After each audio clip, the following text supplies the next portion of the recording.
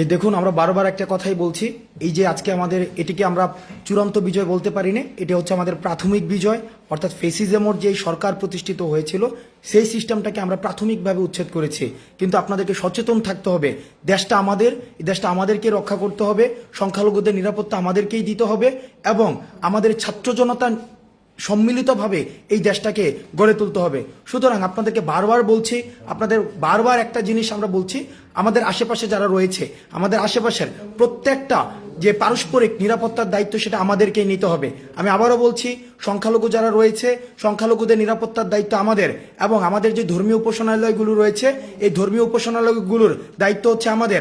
আমরা প্রত্যেকে যার যার জায়গা থেকে ধর্মীয় উপাসনালয়গুলোর দায়িত্ব আমরা নিব এবং আমরা নিশ্চিত করব যেন কারো সম্পদ লুণ্ঠিত না হয়, কারোর জীবন নাশ না হয় এবং এই দেশের কোনো সম্পদ আমরা নষ্ট করব না।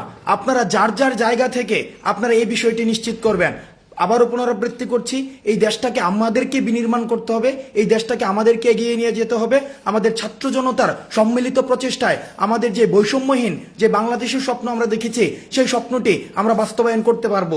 কিন্তু আমরা যে এখন যেটি দেখতে পাচ্ছি যে চারদিকে এক ধরনের যে একটা সহিংস পরিস্থিতি সৃষ্টি হয়েছে, এই সহিংস পরিস্থিতি সৃষ্টি হওয়া এটাকেও প্রতিরোধ আমাদেরকেই করতে হবে। সুতরাং ছাত্র জনতা যারা রয়েছি, আমরা যেভাবে আমাদের ডাকে আপনারা স্বতঃস্ফূর্তভাবে যেভাবে মাঠে নেমে এসেছিলেন, প্রত্যেকে নিরাপত্তা দিতে ঠিক সেভাবেই মাঠে থাকুন এবং নিশ্চিত করবেন আমাদের যেন কারোরই জীবন নাশ না ঘটে, সম্পদ যে নাশ না ঘটে, এবং আমরা নিশ্চিত করব যেন আমাদের কোনো ধরনের আচরণে, আমাদের কোনো ধরনের পদক্ষেপ গ্রহণের মধ্য দিয়ে যে কারো ধরনের জীবন নাশ বা সম্পদহানি না ঘটে।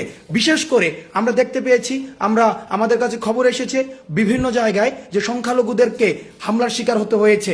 সংখ্যালঘু এই বাংলাদেশের নাগরিক, আমাদের ভাই। এখানে প্রত্যেকটা নাগরিকের যে নিরাপত্তার দায়িত্ব এই ছাত্র সমাজে আমরা নিচ্ছি। সুতরাং আপনারা ছাত্র সমাজ এই নিরাপত্তার দায়িত্ব নিশ্চিত করবেন। এবং আরেকটা জিনিস মনে করিয়ে দিতে চাই যে যারা গত 16 বছর ধরে আমাদের এই দেশটাকে নরক বানিয়ে রেখেছিল তারা কিন্তু আজকেই বিনাশ হয়ে যায়নি। তাদের যে প্রেতাত্মারা বা তাদের যে উত্তরাধিকার সূত্রে যারা আছে তারা কিন্তু এখনো পর্যন্ত দেশে রয়েছে। সুতরাং তারা চাইবে তাদের শেষ রক্তবিন্দু দিয়ে আমাদেরকে প্রতিরোধ করার জন্য।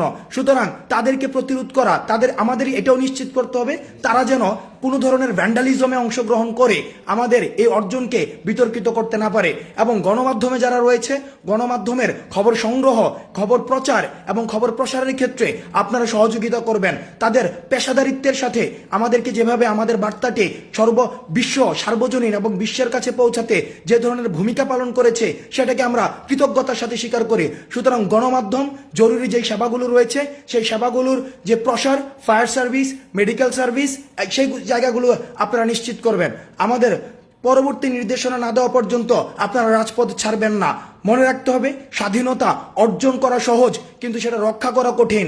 আমাদেরকে যেন কোনোভাবেই কোনো ভ্যান্ডালিজমের সাথে আমরা নিজেরাও যুক্ত হব না, কোনো ভ্যান্ডালিজমে আমরা আরেকজনকে উৎসাহিত করব না।